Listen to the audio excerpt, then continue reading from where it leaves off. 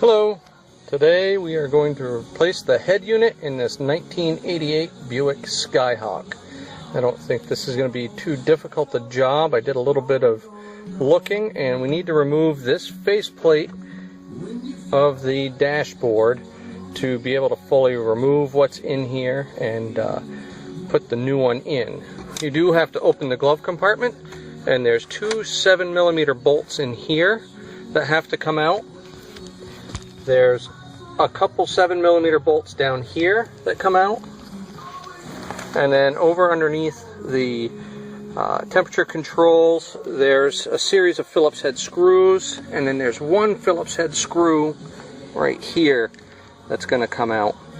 So I'm going to start working on that. I will take the screws out and make sure that those are all of them, and then I will post the next segment. Okay, I found a small issue I didn't identify before when taking this out. I thought I just had to pull out the two 7mm bolts from the glove compartment. I actually have to take all four of them out because the piece of dash actually extends all the way over to the passenger door and the vents there. So I'm going to take out these two and then remove the dashboard. Now you can see I pulled out the glove box. The dashboard's all pretty loose, except for over here by the heater control. There's one more 7mm screw right back in here that you have to get at in order.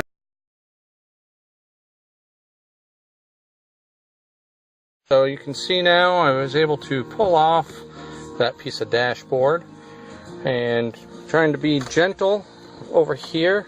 Because this piece is still attached, you do have to work around it. And then right behind where the cassette holder is, you do have the defroster mechanism right here that plugs in back there. You want to pull that straight out, and then you have to unclip the cigarette lighter, and the dash comes right off. Next part, now that we have the dash off, you can see that the head unit is actually mounted in here quite securely. It's got this metal plate that attaches to the vehicle, and there's four 7mm bolts that you have to remove, and then everything will slide out. We'll be able to disconnect the old head unit and use our kit to put the new one in. Okay, so I came inside once I got everything ripped apart out of the dashboard, pulled everything apart. Came in and I took off, this is the old fit kit that was on that Jensen, and then here's all the pieces from the fit kit I got from Crutchfield's. I did take those metal brackets off right here and attached them to the new fit kit since I wanted everything to be solid. Took me a minute to figure out, but I was able to do it, and came with a box, and then there were three choices of face shields, I guess you could call them, or additional mounting brackets. I went with the flush mounted. I popped out the post tabs. I had to use my razor knife to open that up. And now you can see that the new JVC head unit's going to slide right in there. What I did find out is once I got it all assembled, in order to remove the whole head unit, I'll have to take the dash apart in the future and use the tools to slide in, these removal tools, to slide in if I want to take this head unit out.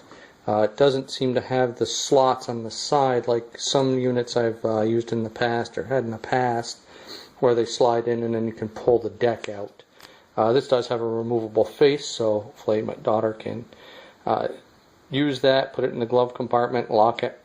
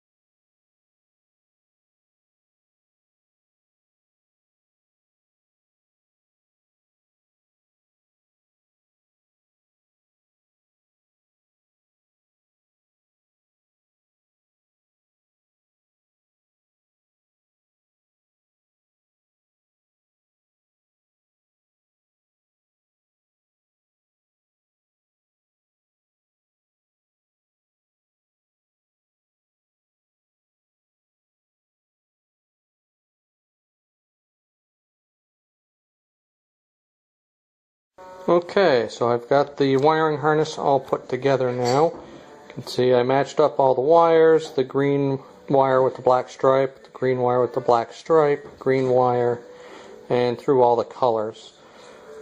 The blue wire is for a remote if we had an amp in the car, so that one's not being used. I've bent that one back and taped it off so there's no exposed wires. And on the wiring kit from Crutchfield's, there's the steering wheel control and the one for the remote, which would go to the amp as well, but we're not using those. Those already came pre-taped, so you don't have to do anything with those. Now we're ready to head back to the car and start piecing things back together and putting it together in same way we took it out, but in reverse. Okay, so I've got the stereo installed and I'm about to start doing the work to put the dash back together here. Just a quick look. I pulled the face off of the stereo because everything's locked in place nice and secure and I didn't want to scratch that up, so I popped it out. So I'll take some time and screw everything back in. Okay, I got the dash in and starting to go together pretty well. You can see that what that's going to look like. That's not going to be too bad once we get the faceplate back on here. Now I'm going to pop the glove compartment back in, and then I'm going to secure these 4 7mm bolts and this one over here that holds the door up so that you can use those built-in coffee holders there.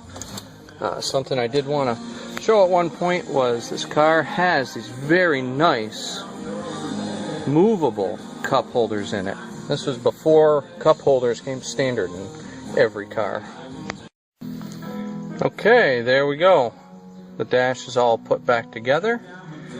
I mounted the mic right on the steering column right here, so that's generally you'll be able to talk and go right into the mic, and we'll turn that on and we should have some music in this '88 Buick Skyhawk.